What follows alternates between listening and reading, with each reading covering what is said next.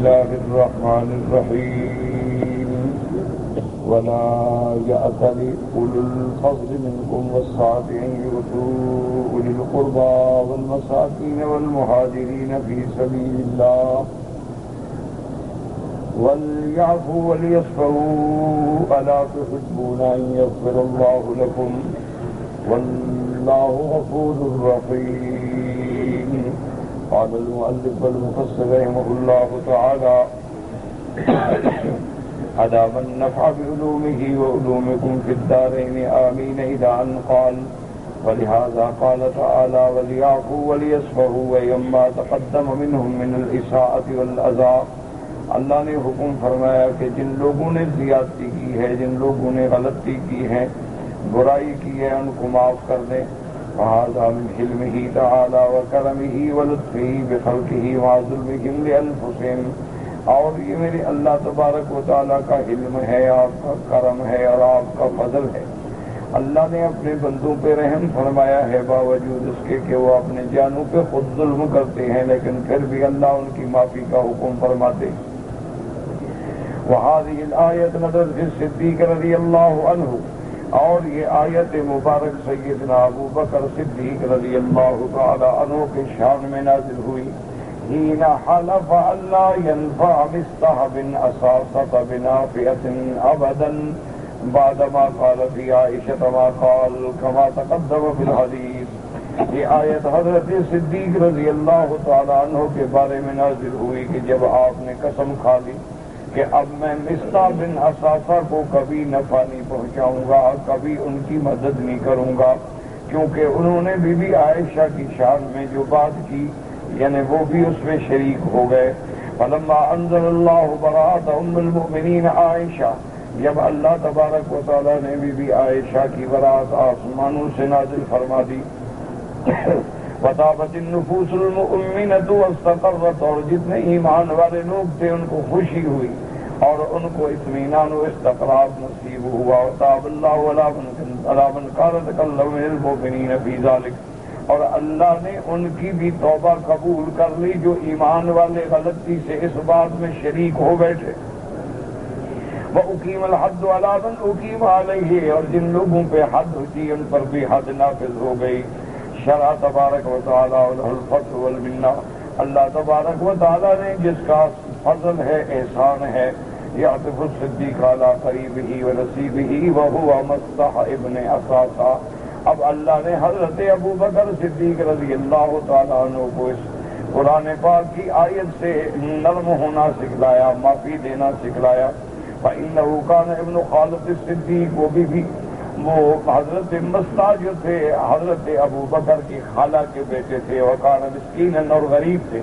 لا مال لہ الا ما ينفق علیہ ابو بکر رضی اللہ تعالیٰ عنہ، ان کے پاس کچھ بھی نہیں تھا، وہی چیز تھی جو حضرت ابو بکر ان کو خرچہ دیتے تھے. وقال من المہاجرین فی سبیل اللہ، اور یہ ان لوگوں میں ہیں جنہوں نے اللہ کے لیے ہجرت کی. وقد ذلک ذلکۃ، وہ پھسل گئے بیچارے. پھسلنا ذلکہ کہتے ہیں کسی کا قدم پھسل جائے، تو بڑے بڑوں کا قدم پھسل جاتا ہے. تاب اللہ علیہ منہا وضرب الحد علیہا، اللہ تبارک و تعالی نے ان کی توبہ قبول فرمائی لیکن حد بھی جاری ہوئی. وقال صدیق رضی اللہ تعالی عنہ معروفا بالمعروف، اور حضرت ابو بکر جو تھے وہ تو بھلائی کرنے میں بڑے معروف تھے. لہ الفضل والایادی علی الاقارب والاجانب، حضرت صدیق کے احسانات تھے اپنوں پر بھی غیروں پر بھی. فلما نزلت هذه الآية إلى قوله ألا تحبون أن يغفر الله لكم فإن الجزاء من جنس العمل فكما تغفر الذنب من أذنب إليك يغفر الله لك وكما تسوى يسوى عنك. اللہ تبارک و تعالی نے یہ آیت نازل فرمائی ألا تحبون أن يغفر الله لكم، کیا تم اس بات کو محبوب نہیں رکھتے کہ اللہ تمہارے گناہ معاف کر دے؟ یہ جزا جو ہے جن سے عمل سے ہے. تم معاف کرو گے تو اللہ تمہیں معاف کر دیں گے، تم درگزر کرو گے تو اللہ تم سے بھی درگزر فرمائیں گے.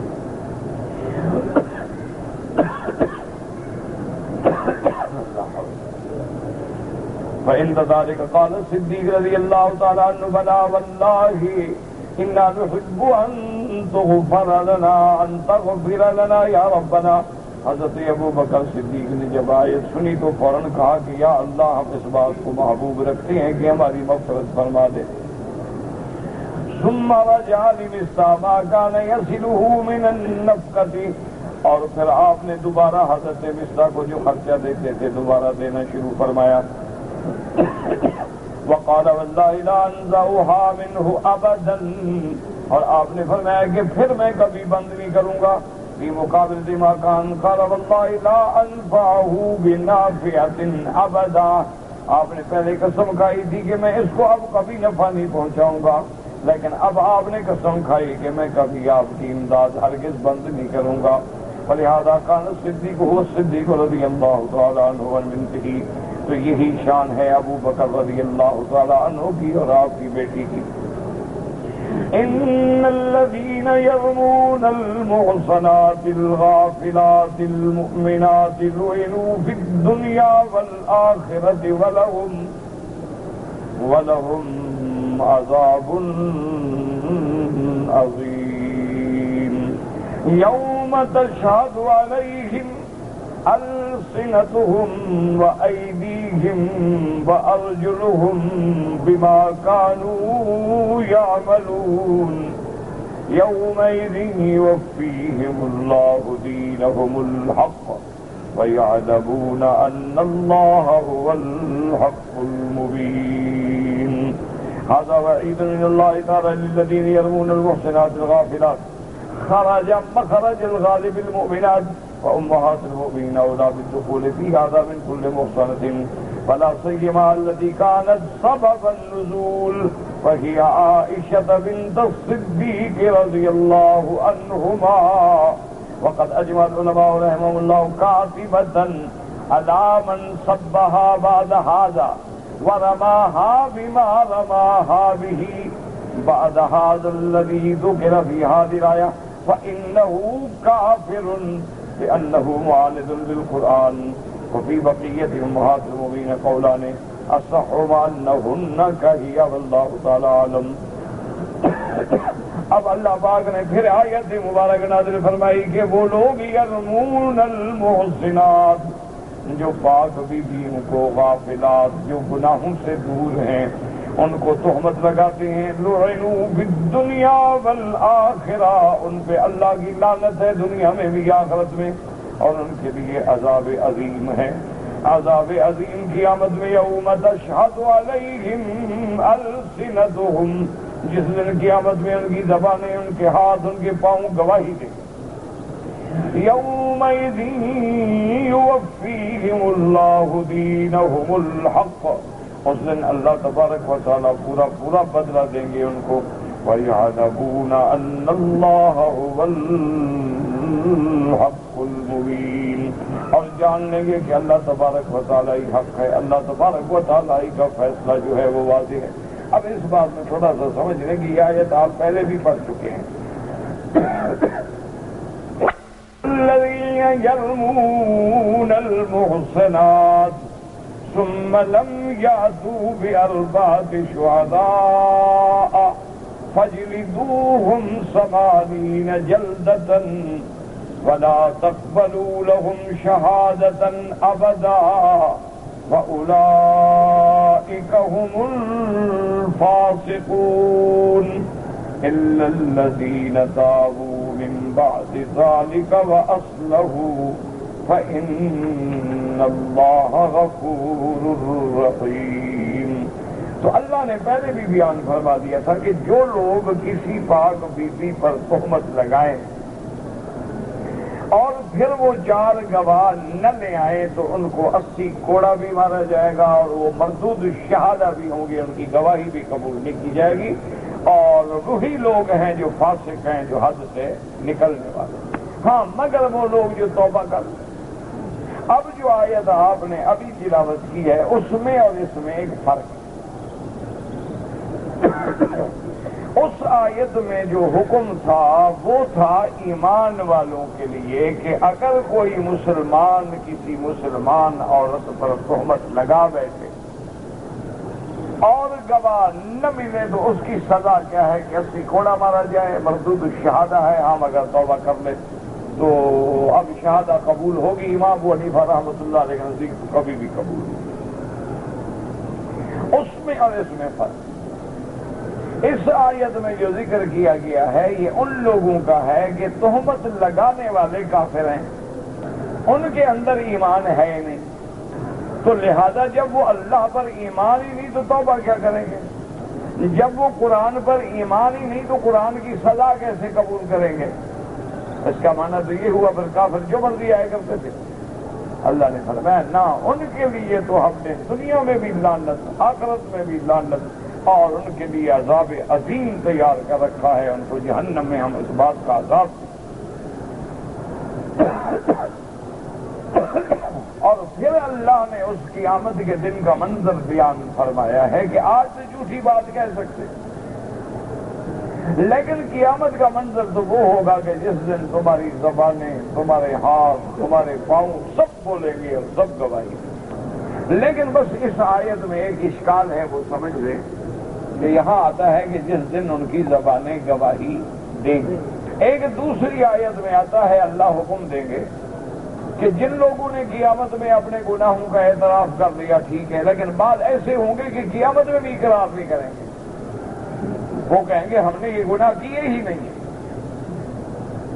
اور اگر فرشتوں نے لکھا ہے تو یا اللہ فرشتے تو ہمارے ہم جنس ہی نہیں، ہم نے دیکھا ہی نہیں کبھی فرشتوں کو لکھتا ہوا،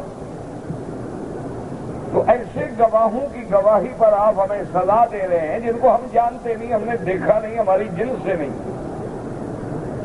تو اللہ پھر حکم دیں گے کہ الیوم نختم علی افواہہم وتکلمنا ایدیہم وتشہد ارجلہم بما کانوا یکسبون۔ اللہ حکم دے دیں کہ ان کی زبانوں پہ مہر لگا، بند کر دو ان کی زبانوں کو۔ اللہ حکم دیں گے کہ ان کے ہاتھوں کو کہ ہاتھ بتاؤ کہ تم نے کیا کیا گناہ کیا ہے، پاؤں بتائیں کہ تم نے کیا کیا گناہ کیا ہے، اور کہاں کہاں تم گناہوں کی وادی میں چل کے گئے ہو۔ ایک حدیث مبارک میں آتا ہے کہ اول ما یتکلم الفخذ، کہ انسان کی یہ جو رانیں ہیں سب سے پہلے یہ گواہی دیں گی کہ ہم نے یہ زنا کیا، ہم نے یہ کیا، ہم نے یہ کیا۔ تو اب جب وہ گواہی دیں گے تو اب وہ دنگ کھڑے ہیں۔ وقالوا لجلودہم لم شہدتم علینا، اب وہ کہیں گے اپنے وجود سے مخاطب ہو کر کہ بھئی کیوں تم ہمارے خلاف گواہی دے رہے ہو، مزہ کرنے میں تم بھی ساتھ دینا، تو آج گواہ بن گئے ہمارے خلاف۔ قالوا انطقنا اللہ الذی انطق کل شیء، تو وہ جواب دیں گے کہ ہمیں تو اس ذات نے بولنے پہ مجبور کر دیا ہے جو ہر چیز کو بولنے کا، بلوانے پہ قادر ہے، ہم کیا کر سکتے ہیں؟ اللہ نے حکم دیا، ہم نے تو بتانا ہے۔ تو اب اشکال صرف یہ ہے، سمجھیں کہ جب زبانوں پہ مہر لگ گئی تو وہ اپنے چمڑے کو کیسے کہیں گے؟ جب زبانوں پہ مہر لگ گئی تو یہاں قرآن کہہ رہا ہے کہ ان کی زبانیں گواہی دیں گی، زبان تو بند ہو گئی، پھر یوم تشہد علیہم السنتہم وایدیہم کا کیا معنی ہوگا؟ تو مسئلہ سمجھیں کہ دو آیتوں میں ایک اشکال ہے کہ جب اللہ نے زبان بند کر دی تو پھر زبان کیا گواہی دے گی، اور اللہ نے اگر زبانوں پہ مہر لگا دی تو وہ کیسے کہیں گے اپنے چمڑوں کو کہ قالوا لجلودہم لم شہدتم علینا، زبان تو بند ہے۔ تو اس لیے ایک اشکال ہے۔ اس کا جواب علماء کرام نے، مفسرین اعظام نے دو جواب دیے ہیں۔ ایک جواب تو انہوں نے یہ دیا ہے کہ ایک وقت ایسا ہوگا جس میں اللہ زبان کو بند کر دیں گے اور باقی اعضاء کو حکم دیں گے کہ بولو، زبان نہیں بولو، اور پھر ایک وقت آئے گا کہ اب زبان کو کھول دیا جائے گا۔ ابھی گواہی تو ہو گئی نا، اب زبان جب کھولیں گے تو وہ کہیں گے تم ہمارے خلاف کیوں گواہی دے رہے ہو۔ تو ایک گھڑی تو وہ ہوگی جس میں زبان بند ہوگی، پھر زبان کو کھول دیا جائے گا اور پھر وہ کہیں گے۔ اور بعض مفسرین کرام نے اس کا دوسرا جواب، انہوں نے فرمایا کہ زبانوں پہ مہر لگانے کا معنی یہ ہے کہ اب اللہ زبان کو بند کر دیں گے کہ وہ جھوٹ بول ہی نہیں سکتی، جو حقیقت ہے وہی بولے گی۔ انہوں نے کہا مہر لگا دینے کا معنی یہ نہیں کہ بند کر دیا، معنی یہ ہے کہ دنیا میں تو کبھی یہ بات کر لی، کبھی یہ بات کر لی، کبھی یہ بات کر لی، اب اللہ ان کی زبان کو ایسی مہر لگا دیں گے کہ جو حق ہے وہی بولو، اب جھوٹ جھوٹی بات کہنے کی تمہیں طاقت ہی نہیں. تو جب اللہ اس زبان کو بند کر دیں گے تو اب وہ گواہی وہی دے گی جو سچی گواہی. تو جب حقیقت کھل جائے گی تو اس کے بعد پھر عذاب سے بچنے کا کوئی ٹھکانہ نہیں رہے گا. اس لیے ان کے لیے عذاب عظیم ہے اور ان کے لیے دنیا و آخرت میں اللہ کی لعنت. اب مفسر رحمت اللہ علیہ فرماتے ہیں کہ جب ایک عام مومنہ پاک عورت پہ تہمت لگانے کی اتنی بڑی سزا ہے تو جو لوگ سیدہ عائشہ زوجہ محمد مصطفیٰ حبیبہ حبیب خدا پہ تہمت لگائیں گے ان کی سزا کتنی بڑی ہوگی. تو ایک بات واضح ہے کہ ایک عام عورت پہ تہمت لگاؤ تو یہ سزا ملے. اور یہ تو عام عورت نہیں، یہ تو حرم محمد مصطفیٰ ہے، یہ تو حبیبہ حبیب خدا ہے، یہ تو صدیقہ بنت صدیق ہے رضی اللہ تعالی عنہا، جو عالمہ ہے، ذکیہ ہے، راویہ ہے، محمد مدنی کے دین کو پھیلانے والی، بیان کرنے والی ہے. اس پہ جب تہمت لگے تو کیا سزا ملے گی اس کا خود تصور کر لیں. اب دوسرا مسئلہ آ گیا. اب مفسر رحمت اللہ علیہ فرماتے ہیں کہ یہ تو بالاجماع اور اتفاق ہے جس میں کسی امام، کسی محدث، کسی فقیہ، کسی مفتی کا خلاف بھی نہیں ہے. اجماع امت ہے اس بات پر کہ بی بی عائشہ کی قرآن میں برات اترنے کے بعد اب اگر کوئی آدمی بی بی عائشہ کو گالی دے یا بی بی عائشہ کو برا کہے یا بی بی عائشہ پہ تہمت لگائے تو وہ بالاجماع کافر ہے، اس کے کفر میں کوئی شک نہیں، کیونکہ وہ معاند للقرآن، وہ قرآن کا مخالف ہے، اور جب قرآن کا مخالف ہے تو کفر میں کوئی شک اور شبہ نہیں ہوگا.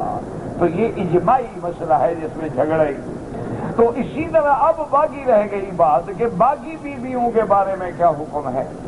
بی بی عائشہ پر اب تہمت لگانے والا تو کافر ہے، اجماع ہے، اس کا تو کوئی جھگڑا ہی نہیں نا، وہ تو قرآن آ گیا، قرآن کا منکر ہے. لیکن باقی بیویوں کے بارے میں تو قرآن نہیں آیا، تو اس میں دو قول ہیں ائمہ. بعض ائمہ فرماتے ہیں کہ باقی بیویوں پہ اگر کوئی تہمت لگائے تو وہ فاسق ہوگا، اولئک هم الفاسقون، وہ فاسق ہوگا، مردود شہادہ ہوگا، اس پہ حد ہوگی، لیکن وہ کافر نہیں ہوگا. اور بعض علماء فرماتے ہیں کہ نہیں، ہم نبی پاک کی بیویوں پہ جس پہ بھی کوئی تہمت لگائے یا گالی دے وہ کافر. اس لیے بعض ائمہ کرام جو ہیں وہ اس طرح کے. اس لیے مفسر رحمۃ اللہ علیہ فرماتے ہیں ھذا وعید من اللہ تبارک و تعالی، یہ اللہ کی طرف سے وعید ہے ان لوگوں کے لیے للذین یرمون المحصنات الغافلات، جو لوگ پاک بیویوں پہ تہمت لگاتے ہیں. خرج مخرج الغالب المومنات، یعنی عمومی طور پہ مراد یہ ہے کہ مومنہ عورتوں کو امہات المؤمنین اولیٰ بالدخول فی ھذا من کل محسنۃ، اور بی بی عائشہ امہات المؤمنین یا حضور کی جتنی بیویاں ہیں وہ تو بدری کے اولیٰ اس میں داخل ہیں، ان سے پاک، ان سے زیادہ پاک باز کون ہوگا. بلا سیما الذی کان سبب النزول، اور خاص طور پہ بی بی عائشہ، وہی عائشہ بنت صدیق رضی اللہ تعالیٰ عنہما.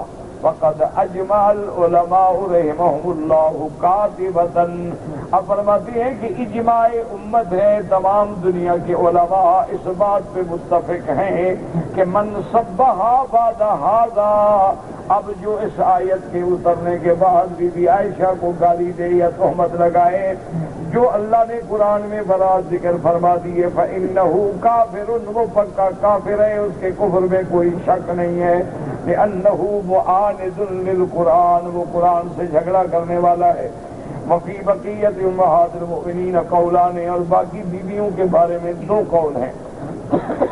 لیکن مفسر فرماتے ہیں الصحابہ، ان دو قولوں میں سب سے زیادہ صحیح قول یہی ہے کہ اگر باقی حضور کی بیویوں کو بھی کوئی گالی دے یا تہمت لگائے وہ بھی کافر ہوگا. وقوله تبارک و تعالی لعنوا فی الدنیا والآخرہ، جیسے اللہ نے فرمایا ان الذین یؤذون اللہ ورسولہ والآیہ فقد ذهب بعض الى انها خاصۃ بعائشہ رضی اللہ تعالی عنہا، اور بعض علماء فرماتے ہیں کہ یہ حبیبی عائشہ کے لیے خاص ہے. وقال ابن ابي حاتم حدثنا ابو سعيد الاشج قال حدثنا عبد الله بن حراش وابو سعيد جبير الباسم بالايه ان الذين يرمون المحصنات الغافلات المؤمنات قال نزلت في عائشة خاصة، بعض علماء فرماتے ہیں کہ یہ آیات جو ہیں خاص طور پہ بی بی عائشہ کے بارے میں نازل ہوئی ہے رضی اللہ عنہا۔ دعا کریں آج بھی بہت سارے لوگ جو ہیں وہ صراط مستقیم سے بیچارے بھٹکے ہوئے ہیں اور بی بی عائشہ کی شان میں گستاخیاں کرتے ہیں۔ اللہ اگر زندہ ہے تو ان کی ہدایت کا فیصلہ فرمائیں اور ان کو صراط مستقیم پہ چلنے کی توفیق دیں۔ نعوذ باللہ ثم نعوذ باللہ ثم نعوذ باللہ۔ ایسی ایسی عبادتیں کتابوں میں لکھی ہیں کہ کوئی شریف انسان پڑھ بھی نہیں سکتا۔ اللہ سے دعا کریں اللہ یہ فرقہ واریت اور جھگڑے ختم کرے، لیکن اصولی بات ہے کہ جھگڑا تب ختم ہوگا جب بنیاد ختم ہو۔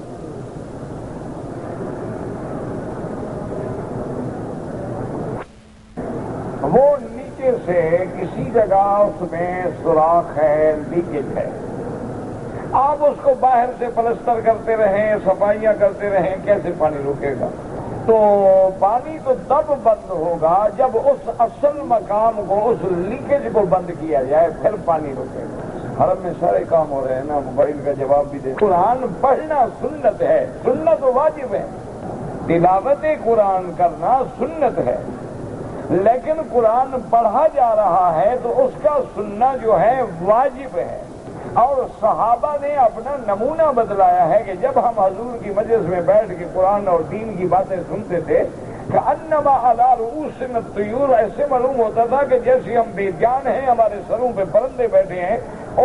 یعنی پرندوں کو وہی خیال ہی نہیں کہ لکڑی بیٹھ رکھی ہوئی ہے، بندہ بیٹھا ہوا ہے، حرکت ہی نہیں نا، حرکت ہو تو پرندہ کیسے بیٹھے ہو، دوڑ جائے گا۔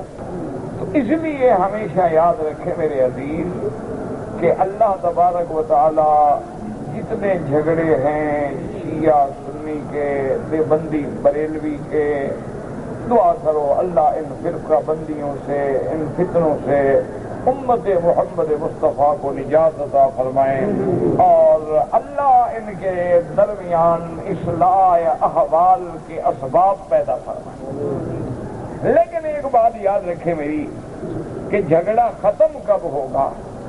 کہ جب اصل سبب کو دور کیا جائے۔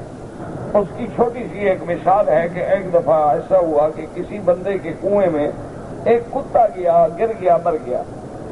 وہ ایک مولوی صاحب کے پاس گیا، وہ مولوی میری جیسا کوئی جاہل آدمی تھا، اس سے پوچھا کہ جناب میرے کنویں میں کتا مر گیا، میں پانی کتنا نکالوں؟ اس نے کہا 200 ڈول نکال لو۔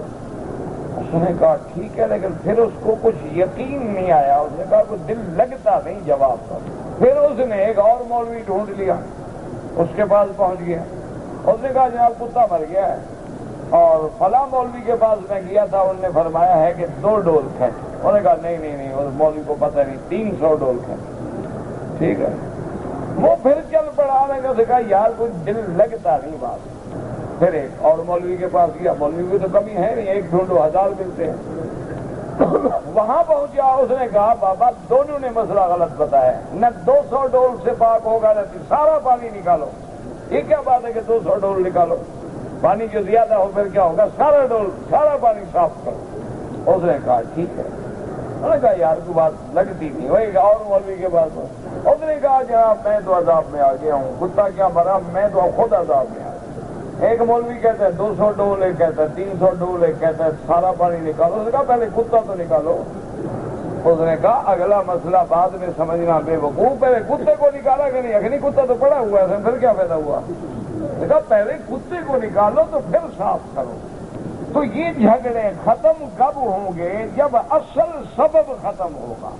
جب تک سبب ختم نہیں ہوگا دنیا کی کوئی طاقت اس فتنے کو ختم نہیں کر سکتی۔ تو 1200 سال ہو گئے جھگڑا چلا آ رہا ہے، اب کیسے ختم ہوگا؟ یہ تو حضرت سیدنا عثمان کے زمانے میں فتنہ پیدا ہو گیا نا۔ حضور پاک نے اسی وقت فرما دیا تھا، آپ نے فرمایا تھا کہ بشر ہو، آپ نے فرمایا عثمان کو جنت کی بشارت دے دو، لیکن اعلیٰ بلون تصیبہ، تم پر ایک بہت بڑی آزمائش ہے۔ اور آپ نے فرمایا کہ ایسی آزمائش ہوگی کہ وہ چاہیں گے کہ تیری قمیص اتار دی جائے لیکن مت اتارنا، مانا خلافت تیری ختم کریں گے۔ یہ تو اسی وقت سے یہودیت نے فتنے کی بنیاد رکھی اور وہاں سے فتنہ شروع ہوا۔ جس کے نتیجے میں سیدنا عثمان شہید مظلوم شہید ہوئے، بی بی عائشہ کی ساس سے عثمان کے لیے میدان میں آئی، حضرت علی سے جنگ ہو گئی۔ یہ ابتدا تو وہاں سے ہوئی ہے۔ آج کتنا دور گزر گیا؟ 1300 سال سے زیادہ ہو گئے۔ تو اب بھی اگر ان باتوں کو ختم کرنا ہے نا جی، تو یہ ہمیں کوشش ہونی چاہیے کہ اللہ پاک یہ سارے جھگڑے ختم کرے اور سارے بنیاد، لیکن ختم تب ہوں گے جب بنیاد ختم کرو۔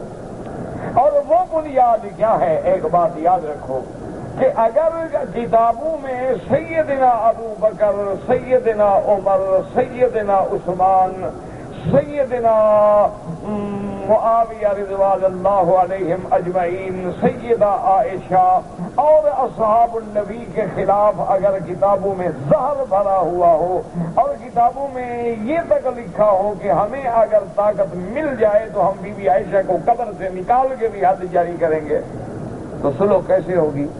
ٹھنڈے دل سے جھگڑوں میں نہ پڑیں، دعا کرو خدا جھگڑوں سے بچا لے، اللہ فتنے ختم کرے۔ یہ لڑائی سے، قتل سے، گولیوں سے، بندوقوں سے، فائرنگ سے نہیں ختم ہوتے ہیں۔ کبھی دنیا میں جو جماعتیں بن جاتی ہیں وہ ختم نہیں ہو جاتی ہیں۔ کتنے بندے بن جائیں گے؟ 10 20 50 ہزار 2000 1 لاکھ 2 لاکھ کیا ہو جائے گا؟ اصل بنیاد ختم کر۔ اگر کسی اہل سنت والجماعت نے کتاب میں سیدنا علی یا آل بیت رسول یا اہل بیت رسول کے شان میں کہیں گستاخی کی ہے، وہ کتاب لے آؤ، بتاؤ کہ جی فلاں اہل سنت والجماعت کے عالم نے سیدنا علی کی شان میں گستاخی کی ہے، سیدنا حسن حسین رضوان اللہ علیہم اجمعین، سیدہ فاطمہ الزہرا اور ان کی اولاد آل عباس، آل جعفر رضوان اللہ علیہم اجمعین، اسی طرح حضرت جعفر صادق، حضرت موسیٰ کاظم، حضرت زین العابدین، ان سب کے بارے میں ایک کتاب کوئی مائی کا لال لے آئے کہ اہل سنت نے ان کو گالی دی ہو یا ان کے شان میں گستاخی کی، اگر ہے تو ثابت کریں۔ ہم تو اہل بیت کے شان میں کوتاہی کرنے والوں کو اہل سنت نہیں مانتے، ہم تو ان کو خوارج کہتے ہیں کہ وہ خارجی ہیں، وہ خدا کے زندہ آسمانوں کے بیٹھنے کے قائم ہیں۔ ہم تو موسیٰ علیہ السلام کو کلیم اللہ مانتے ہیں کہ وہ پیغمبر کے جس سے اللہ نے براہ راست کلام فرمایا، اور حضور کی امت پہ احسان ہے کہ 50 نمازوں سے 5 نمازیں لانے والا حضرت موسیٰ علیہ السلام ہے، ہم تو ان کو مانتے ہیں۔ یہ تو تم ہو کہ کبھی محمد مصطفیٰ کے خلاف رنگیلا رسول کتابیں لکھواتے ہو، کبھی حضور کی شادیوں پہ بحث کرتے ہو، کبھی نبی کے خلاف رشتی پیدا کرتے ہو، کبھی نبی کے خلاف تسلیمہ پیدا کرتے ہو، کبھی نبی کے خلاف اپنی NGOs سے ایسے ایسے دل خراش باتیں نکالتے ہو، کبھی قرآن پہ اعتراض کرتے ہو، تو جھگڑا کون کرے؟ ہم کر رہے ہیں جھگڑا، ہم تو امن کے حامی ہیں۔ اسی طرح ہم اگر اہل بیت کے خلاف ایک لفظ ثابت کر دو تو پھر ہم ذمہ دار ہیں اس گناہ کے، ورنہ جنہوں نے لکھا ہے پھر جھگڑا کون کر رہے ہیں؟ اب یہ تو سیدھی سی بات ہے نا جی، کوئی کتنا بڑا کمزور ہو اس کے باپ کو گالی دو تو وہ تمہیں پھول تو نہیں پہنائے گا نا، تم اس کی ماں کو گالی دو وہ تمہیں پھول پہنائے گا؟ اچھا ہماری ماں میں تو شک بھی ہو سکتا ہے کہ پتہ نہیں واقعی ہماری ماں ہے یا ہمیں کسی اور نے پیدا کیا ہے، لیکن بی بی عائشہ کے ماں ہونے میں تو شک نہیں، وہ تو اللہ نے ماں کہا ہے۔ بھی ہمیں اپنی ماؤں میں تو شبہ ہو سکتا ہے نا جی، ہمیں اپنے باپ میں بھی شبہ ہو سکتا ہے کہ پتہ نہیں ہم کس کی اولاد ہے، پتہ نہیں ہماری ماں نے خیانت کی ہو، لیکن اللہ کے نبی کی بیویوں میں تو ان کے ماں ہونے میں تو کسی کافر کو شک ہو سکتا ہے۔ قرآن کہتے ہیں ہن امہاتکم، وہ تمہاری مائیں ہیں۔ تو جب کوئی آدمی نعوذ باللہ ثم نعوذ باللہ ثم نعوذ باللہ کتی کے گلے میں لکھ کے ڈالے گا عائشہ کا نام، تو کون مسلمان برداشت کرے گا؟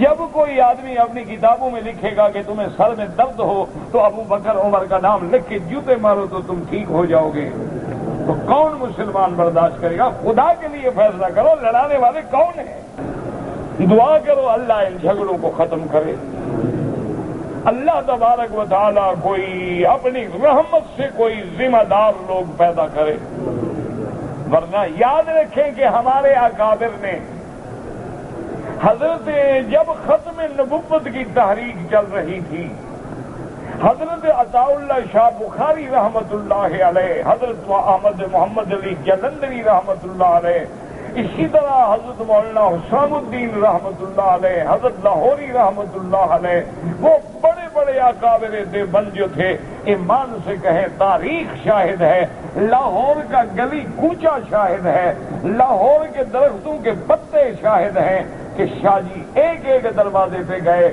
اور اس کا نتیجہ یہ نکلا کہ حضرت ابو الحسنات جو بریلویوں کے بڑے عالم تھے، اسی طریقے سے صاحب زیدہ فیض الحسن جو بریلویوں کے بڑے عالم تھے، اسی طرح مظفر شمسی جو شیعہ کے بڑے عالم تھے، اسی طرح کراروی جو شیعہ کے بڑے عالم تھے، اسی طرح حامد بدایونی جو بریلویوں کے بڑے عالم تھے، ان سب کو لے کے ایک سٹیج پہ کھڑا کیا کہ خدا کے لیے مل کے آؤ، ہمارے اس مسئلے میں تو جھگڑا نہیں ہے نا، تو ہم نے تو سب کو ملایا ہے۔ آپ کو شاید علم ہو یا نہ ہو، جب جیل میں تھے شاہ جی، تو جب ابو الحسنات کے بارے میں ہے یا اور کوئی بزرگ تھے یعنی علماء بریلوی میں سے، وہ جب حمام میں جاتے تو شاہ جی لوٹا لے کے باہر کھڑے ہوتے۔ لوگوں نے کہا حضرت کیا کریں؟ انہوں نے کہا میرے نانے کی ختم نبوت کا مسئلہ ہے، وہ میرا ساتھ دے رہا ہے، میں کیوں نہ غلامی کروں؟ لیکن لوگوں نے وہاں جیل میں بھی لڑانے کا سبب بنا دیا، انہوں نے جیل میں بھی ایک شوشہ چھوڑ دیا، اتفاق سے 12 ربیع الاول آ گئی اور سارے حضرات جیل میں تھے، شرارتی لوگ تو ہوتے ہیں، انہوں نے جناب نے کہا جی 12 ربیع الاول آ گئی ہے، وہابی نے اسی تو میلاد بنانا ہے۔ اب مسئلہ پیدا ہو گیا، ابھی میلاد بنائیں گے، اگر یہ بیٹھتے ہیں دیوبندی ان پہ فتوے لگ جائیں گے کہ باہر تقریریں کرتے ہو میلاد بدعت ہے، جیل میں میلاد جائز ہے، اور اگر نہیں بیٹھتے وہ کہیں گے بابا تم میلاد کے منکر ہو، ہم تمہارے ساتھ ہی چلتے۔ تو وہاں جناب جب یہ سارا پروگرام بن گیا تو انہوں نے کہا ہمارے حضرات سے کہ جی 12 کی تاریخ آ گئی ہے، میلاد بنانے، انہوں نے کہا جی بالکل ہم آپ کے ساتھ ہیں۔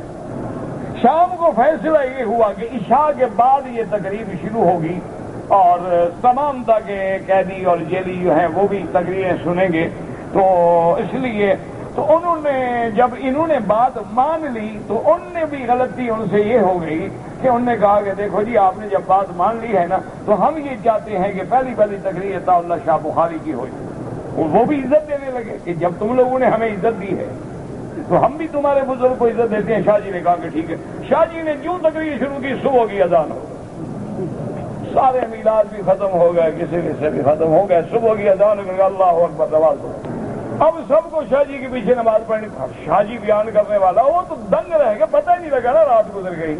عطا اللہ شاہ بخاری جیسا بندہ بول رہا ہو، وہ تو حضرت ابھی شوکت برادران علی برادران نے کہا تھا کہ ہمارا بس چلے تو ہم اس کی تقریر بند کر دیں، کیونکہ اگر ایسا بندہ گمراہ ہو گیا تو یہ تو لاکھوں کو لے ڈوبے گا، جس کو اللہ نے ان من البیان لسحرا، اللہ نے جس کی زبان میں جادو دیا۔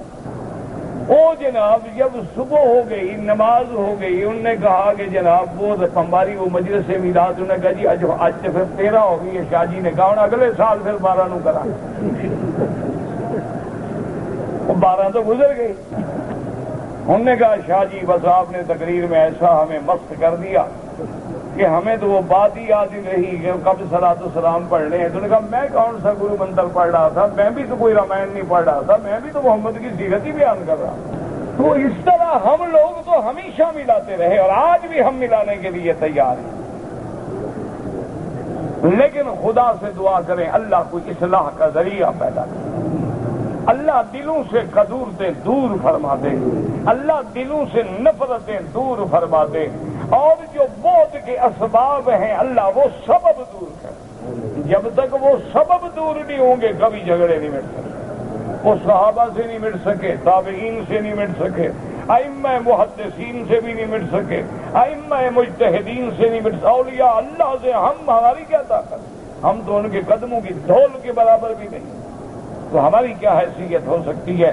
تو اس لیے ہمیشہ یاد رکھیں کہ جو فیصلے اللہ کے قرآن نے کر دیے ہیں، فرمان محمد مصطفیٰ نے کر دیے ہیں، لیکن پھر حوصلہ ہو، دیکھیں کہ مصطح نے یہ کیا ہے، حسان نے یہ کیا ہے، لیکن ابو بکر کہتے ہیں واللہ مجھے خدا کی قسم ہے اب میں کبھی مصطح کی امداد بند نہیں کروں گا، بس جب اللہ کا حکم آ گیا بات ختم ہو گئی۔ تو اس لیے بس اللہ کے گھر میں ہو، رمضان کی آمد ہے، رحمت کا مہینہ آ رہا ہے، رحمت کی برسات برسنے والی ہے، مغفرت کا مہینہ آ رہا ہے، اور ایسا مہینہ مبارک آ رہا ہے کہ اولہ رحمت وأوسطه مغفرۃ وآخرہ عتق من النار، جس کا اول 10 دن جو ہے رحمت ہے، دوسری 10 دن جو ہے وہ مغفرت کے دن ہیں، اور آخری 10 دن جو ہیں جہنم سے آزادی کے دن ہیں، جہنم سے پروانے ملنے کے دن ہیں۔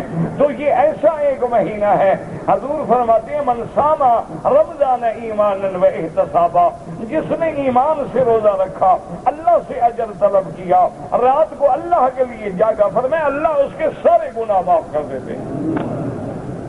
تو اس لیے رحمت کے مہینے کے اندر ہر مسلمان، ہر سننے والا، ہر جہاں بھی میری آواز پہنچے، میری درخواست ہے دعا کریں اللہ عالم اسلام کے اختلافات کو ختم کر دے، اللہ تبارک و تعالی مسلمانوں کی فرقہ واریت کو، دہشت گردیوں کو اور دہشت پسندیوں کو، اور یاد رکھیں یہ جو کچھ ہو رہا ہے یہ بھی کفر کی سازش ہے، وہی ہمیں لڑا رہے ہیں، جیسے ابتدا میں صحابہ کو یہودیوں نے لڑایا، ورنہ کوئی بات ہے کہ حضرت عثمان اور حضرت علی اور بی بی عائشہ میں جنگ؟ یعنی آپ یقین فرمائیں کہ سیدہ عائشہ رضی اللہ تعالی عنہا کا اونٹ سے جب حوض گرا ہے، سب سے پہلے دوڑ کے چادر ڈالنے والے حضرت علی، اور کہا کہ یا امہات المومنین آپ نے کیا کر دیا؟ فرمایا بیٹا میں نے کیا کر دیا، جنگ تو تم نے شروع کی۔ انہوں نے کہا نہیں ہم نے نہیں شروع کی۔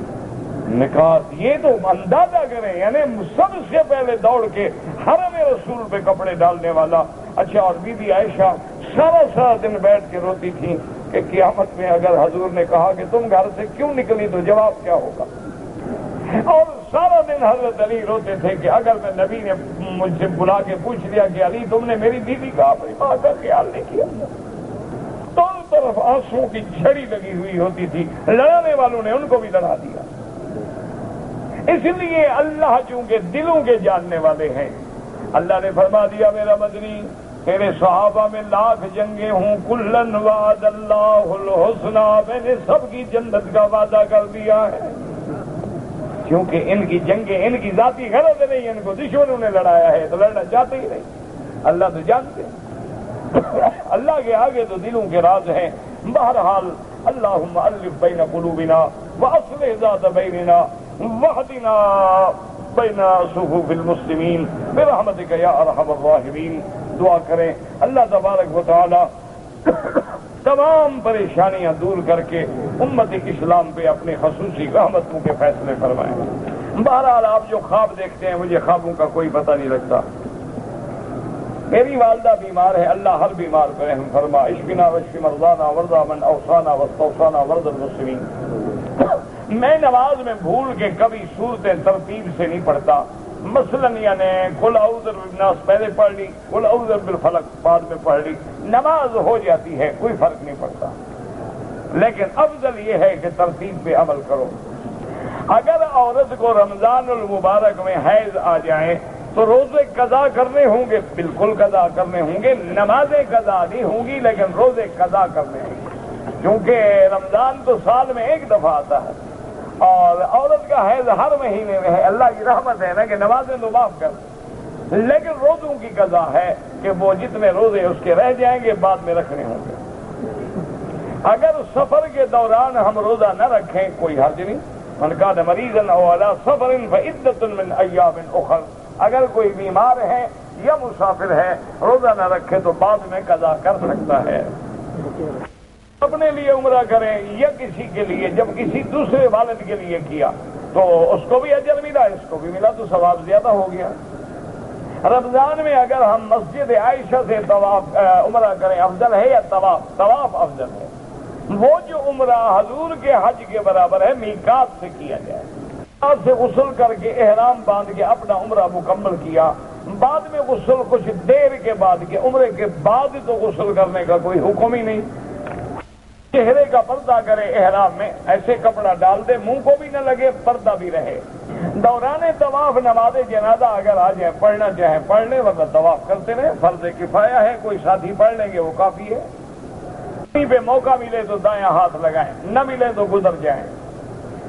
باندھنے کے بعد صابن خوشبو والے سے ہاتھ دھو ڈالے تو 2-4 ریال خیرات کر دیں، کیونکہ اسی وقت دھو تو ڈالا نا آپ نے۔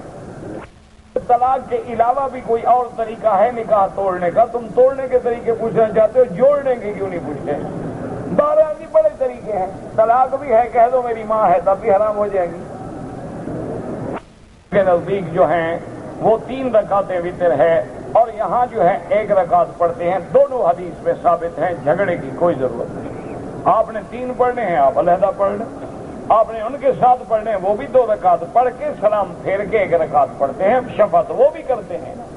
کوئی بننا یا حجامت کا کام کرنا حرام ہے؟ نہیں، کوئی حرام نہیں، اچھا کام نہیں، لیکن اگر سارے نائی بائیکاٹ کر دیں تو پھر آپ کی شکلیں کیسے بنیں گی؟ باہر صورت داڑھی منڈانا، شیو کرنا، یہ کام حرام ہے، نائی کو یہ نہیں کرنا چاہیے، اس کی جو مزدوری ملے وہ حرام ہے۔ سعودی عرب میں آتا ہے کفیل کے علاوہ کام دوسرے کا کرتا ہے، پکڑا جاتا ہے، قانونی باتیں ہیں، اس کا مسئلے سے کیا تعلق ہے؟ ایک عورت مدینہ منورہ سے آئی، واپسی پہ ایام کے دن تھے، اس نے عمرہ نہیں کیا، غلطی کی۔ ایام میں بھی عورت غسل کر کے احرام کیا ہے اسی کپڑے میں لبیک پڑھ لے، گھر میں بیٹھی رہے، جب پاک ہو جائے عمرہ کرے، اب فوراً مدینے لوٹ جائے اور عمرہ کر لے، ورنہ دم دینی پڑے گی۔ کہتے جی کہ یہاں پر لوگ یہ رومال باندھتے ہیں، یہ رسول پاک کا حکم ہے، رسول پاک کا حکم ہے کہ کپڑے پہنو، یہ تو نہیں کہ رومال پہنو، رومال پہنو، پگڑی باندھو، ٹوپی پہنو، جو مرضی ہے کرو، صرف ریشمی نہ پہنو۔ اگر پاکستان سے ایک قافلہ عمرے کی نیت سے مسجد آیا جدہ ایئرپورٹ، پہلے مدینہ شریف چلے گئے، وہاں سے عمرہ کیا، ٹھیک ہے، کوئی بات نہیں۔ میری 5 بیٹیاں ہیں، 1 بیٹا ہے، 2 بیٹیاں شادی شدہ ہیں، میراث میں سب کو حصہ ملے گا، تم علماء سے مسئلہ میراث لکھوا کے وصیت لکھ کے رکھ دو تاکہ تمہارے بعد جھگڑا نہ ہو۔ میں عمرے کے لیے آیا ہوں، حج تک رکنا چاہتا ہوں، تو یہ قانونی بات ہے، دفتروں سے جا کے روزے میں جب جائیں تو الصلاۃ والسلام علیک یا رسول اللہ، الصلاۃ والسلام علیک یا حبیب اللہ، جب مواجہہ شریف میں ہوں آگے پیچھے درود پڑھیں، نمازی کے آگے نہ گزریں، مجبوراً گزرنا پڑے تو سجدے کی جگہ سے دور گزریں۔ اگر کسی نے آپ کو وصیت کی ہے کہ طواف یا عمرہ کرو، ورنہ آپ اپنے لیے کریں، ان کے لیے دعا کریں۔ مقام ابراہیم پہ 2 رکعت طواف کی پڑھنا زیادہ ثواب ہے، وہاں موقع نہ ملے حتیم میں پڑھیں، وہاں موقع نہ ملے سارے مطاف میں پڑھیں، ورنہ سارے حرم میں جہاں مرضی آئے پڑھ لیں۔ یہاں پر سب سے افضل عبادت کیا ہے؟ طواف۔ پاکستان سے آئے، عمرہ کیا، مدینے گئے، واپسی پر عمرہ کر کے گھر گئے تو ماہواری شروع ہو چکی تھی، عمرہ کرتے ہوئے شک پڑا تھا، شک کو چھوڑیں، کچھ ریال 10-15 خیرات کر دیں۔ اگر کوئی آدمی مسجد میں سویا ہوا ہے، احتلام ہو گیا، کوئی گناہ بھی نہیں، کوئی کفارہ نہیں، بس نکل جائے باہر، جا کے غسل کرے۔ حاجیوں کے آگے گزرتے ہیں، کوشش کریں نہ گزرے، مجبوری میں گزرے تو گناہ نہیں، تو صرف احرام کی حالت میں ہوتی ہے، آگے پیچھے کوئی عمل نہیں۔ دعا کریں کہ اللہ ہمیں حضور کی سچی محبت نصیب کرے۔ اللہم ارزقنا حبک و حب نبیک و حبیبک محمد صلی اللہ علیہ وسلم و حب من یحبک و حب عمل من یقربنا الی حبک۔ قربانی کے متبادل 10 روزے ہیں، دم کے متبادل بھی روزے رکھ سکتے ہیں۔ اگر احرام کی حالت میں میں نے لال بیگ مار دیے، کوئی بات نہیں، کوئی ہر موذی چیز کا مارنا جائز ہے، سانپ ہے، بچھو ہے، لال بیگ ہے، بالکل مارے۔ صفا مروہ جو ہے وہ حج اور عمرے کے بغیر بھی کی جا سکتی ہے، بالکل نہیں۔ حج البیت او اعتمرا، اگر ہم سنت پڑھ رہے ہیں اور جماعت کھڑی ہو گئی، اگر آپ کی 4 رکعت کی نیت ہے، 2 پہ سلام پھیر کے جماعت میں مل جائیں، وہ 2 رکعت سنت بعد میں ادا کریں۔ عمر میں قرآن پڑھا تھا، ہمیں سجدے کا پتہ نہیں تھا، اب کر لو سجدے، کوئی بات نہیں، سنتیں نہیں ہوئے تو اللہ معاف کرے۔ کندھا میں نے ڈھک کر طواف کیا، کوئی جرمانہ نہیں، لیکن ثواب نہیں ملا۔ اگر قبرستان ختم ہو جائے، قبر پر ٹوٹی ہوں، تو اس میں آدمی مسجد بنا سکتا ہے؟ بالکل نہیں، قبروں پر مسجد بنانا ناجائز ہے۔ آج لوگوں کے بال بڑے ہوتے ہیں عمرے میں تو وہ باقاعدہ نیچے سے کٹوا لیں، کوئی بات نہیں، یعنی چوتھا حصہ بالوں کا کٹ جائے۔ اگر بڑے بال ہیں تو ان کو تو آسانی ہے نا، وہ اتنا کٹوائیں گے تو سارے سر سے چوتھا حصہ کٹ جائے گا۔ نے عمرہ کر لیا ہے، اس طرح پھروا لیا، اب دوبارہ عمرہ کرے، بال نہیں ہے، اس طرح پھر بھی پھروانا پڑے گا۔ کے اندر اگر جائیں تو کعبے کی دیوار سے چمٹنا وہ صرف ملتزم پہ سنت ہے. ویسے حتیم میں جائیں، مصلی ہے، حضرت اسماعیل نمازیں پڑھتے تھے، اور کعبے کے اندر کی جگہ ہے، وہاں بیٹھیں، دعائیں کریں، نمازیں پڑھیں. ریال کا خریدا ہے، آج اس شیئر کی قیمت 20 ریال ہو گئی ہے، تو میں نے زکوٰۃ دینی ہے، تو موجودہ جو آج کا ریٹ ہے اس پہ زکوٰۃ دو گے. کہتے جی پتہ نہیں مرد کے پیسے مجھے سمجھ نہیں آیا کیا سوال ہے.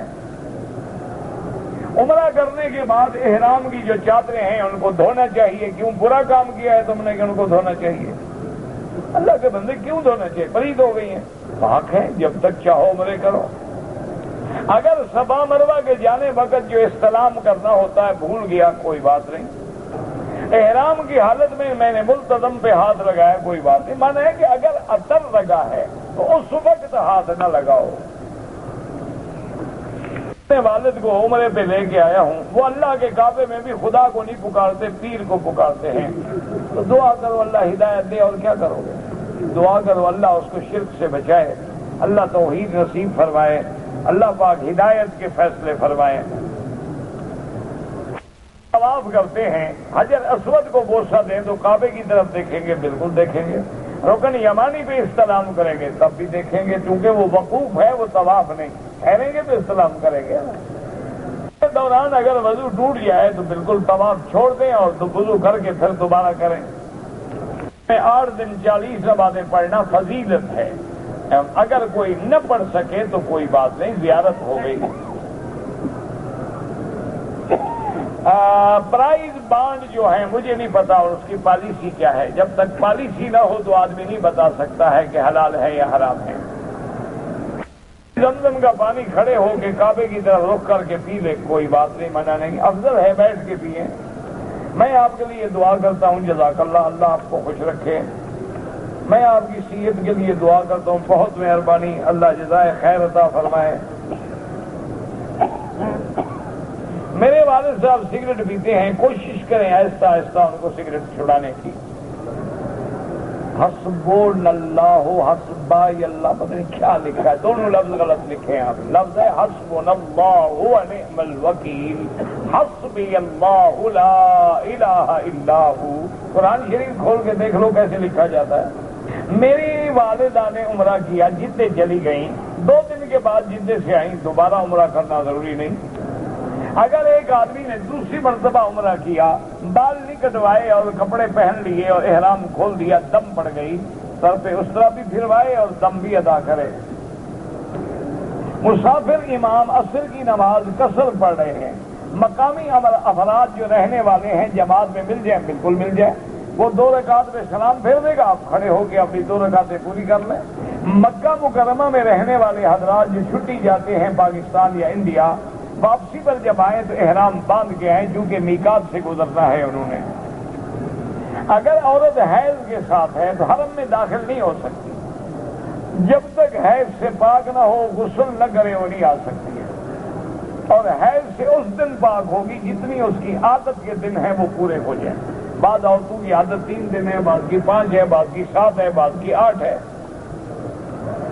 اگر کوئی آدمی مسجد میں امام ہے، تنخواہ لے سکتا ہے، بالکل لے سکتا ہے، ورنہ چوری کر کے کھائے گا نا. کیا کرے؟ یعنی مولوی جو ہے اس کا پیٹ نہیں، اس کے بچے نہیں. پہلے تو بیت المال ہوتے تھے، اس لیے علماء کہتے تھے کہ تنخواہ نہ لے. بیت المال اس کی کفالت کرتے تھے. اب چونکہ بیت المال نہیں ہے تو صاف ظاہر ہے کہ وہ تنخواہ دے گا. کہتے جی مجھے کسی آدمی نے پیسے دیے ہیں کہ میں پاکستان میں جا کر روزہ داروں کے افطار کا انتظام کروں، تو وہ پیسے میں مدرسے میں دے دوں، تو مدرسے والوں کو کہے کہ لڑکوں کے جو پڑھتے ہیں ان کے روزے کا انتظام کریں، افطار کا. بہرحال جو صحابہ کو برا کہیں، اللہ ہدایت دے، دعا کرو پر اللہ جھگڑے ختم کرے. اگر ایک آدمی نے عمرہ کیا، اسی احرام میں جدہ گیا، جدے میں بال کٹائے تو دم پڑ گئی، حد حرم سے بال نہیں کٹوانے، باہر حد حرم میں کٹوانے ہیں. طواف میں عورت کے پردے کا کیا حکم ہے؟ طواف میں بھی پردہ کرے. یہ کیا ہے کہ طواف میں پردہ نہ کرے، معاف ہے. جو لوگ عمرہ تو کرتے ہیں لیکن ٹک لگواتے ہیں، دم پڑ جاتی ہے، سر پہ اس طرح پھروائیں یا جتنے بال ہیں ان کا 1/4 حصہ سارے سر کا کٹ جائے. 1,00,000 کا ثواب جو ہے وہ پورے مکے میں ہے، حد حرم کے اندر ہے۔ اگر آدمی موقع ملے حجر اسود پہ اشارہ کرے، ہاتھ لگ جائے تو چومنا سنت ہے، ورنہ چومنے کی ضرورت نہیں۔ بابا یہ یوم دفاع ہو، یوم وطن، یہ دنیاوی معاملات ہیں، ان کو دین سمجھ کے نہیں منایا جاتا۔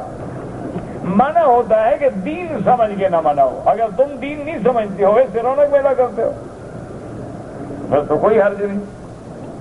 منع ہے دین میں احداث نہ کرو۔ دنیاوی معاملات ہیں، اس میں معاملات ہوتے ہیں، محاضرات ہوتے ہیں، چھٹیاں ہوتی ہیں، بعض خوشیاں ہوتی ہیں، بعض ان کے جس دن ملک بنتا ہے اس تاریخ کو ان کی تقاریب ہوتی ہیں، تو وہ تو دنیاوی، اس کو دین سمجھ کے کوئی نہیں کرتا۔ اگر تم بھی دین سمجھ کے نہیں کرتے ہو ٹھیک ہے۔ میرا بھائی ہم تو یہی کہتے ہیں کہ جو حضرات نماز میں ہیں، صفوں میں ہیں، نظر رکھو، دیکھو صفیں سیدھی نہیں بناتے، ایک ادھر کھڑا ہوگا، ایک ادھر کھڑا ہوگا، ایک ادھر کھڑا ہوگا، تو اللہ ان کو صفیں سیدھی بنانے کی توفیق دے، اور جب صفیں سیدھی نہ ہوں تو ان کے اللہ دل ٹیڑھے کر دیتے۔ آپ خود دیکھیں، خود تجربہ کریں، اعتراض کرنا مقصد نہیں ہے۔ طواف عمرے کا ہو یا کوئی ہو، جب تک 7 چکر پورے نہیں ہوں گے طواف نہیں ہوگا۔ ہر طواف کے 7 چکر ہوتے ہیں۔ والدین کے لیے عمرہ کرو، جو مرضی کرو، حج کرو، عمرہ کرو، سب کچھ کرو۔ اگر ایک آدمی نے حالت جنابت میں کھانا کھا لیا تو کھانا حلال ہے، ہاں کھانا کیوں حرام ہو گیا؟ کھانا بالکل حلال ہے لیکن نہیں کھانا چاہیے۔ نکل چکے ہیں اہل سنت سے اور دائرہ اسلام سے، تو اس لیے میرا بھائی ٹھنڈے دل سے سوچنے کی بات ہے کہ اصل سبب دیکھ لو۔ ابھی عالمی سطح پر ایک مسئلہ چلا ہے کہ جی مذاہب متحد کر دو، کہ تمام مذہب جو ہیں ان میں اتحاد پیدا کر دو۔ تو اس بارے میں مجھے بھی ایک سوال کیا گیا تھا اپنا ٹیلی فون کے ذریعے، لیکن وہ پورے یعنی آن ایئر دے رہے تھے، تو انہوں نے پوچھا جی اس میں آپ کیا کہتے ہیں؟ ان کا بالکل ہم تو اس بات کے حامی ہیں اور ہم دعوت دیتے ہیں آپ کو، ہم بالکل دعوت دیتے ہیں آپ کو کہ آپ 1400 سال میں اہل سنت والجماعت عالم اسلام کے کسی ذمہ دار مسلمان سے، بلکہ کسی غیر ذمہ دار مسلمان کی قلم سے، زبان سے ثابت کریں کہ اس نے کبھی حضرت موسیٰ علیہ السلام، حضرت عیسیٰ علیہ السلام، بی بی مریم کے شان میں گستاخی کی ہو، ثابت کریں۔ اور تم اگر حضور کے خلاف کرتے ہو تو ہم ثابت کرتے ہیں۔ بتاؤ جھگڑا کون کر رہا ہے؟ جھگڑا نہ ماننے والے کر رہے ہیں کہ ماننے والے کر رہے ہیں؟ وہ اللہ کے بندے، ہم تو حضرت عیسیٰ علیہ السلام کو روح اللہ مانتے ہیں۔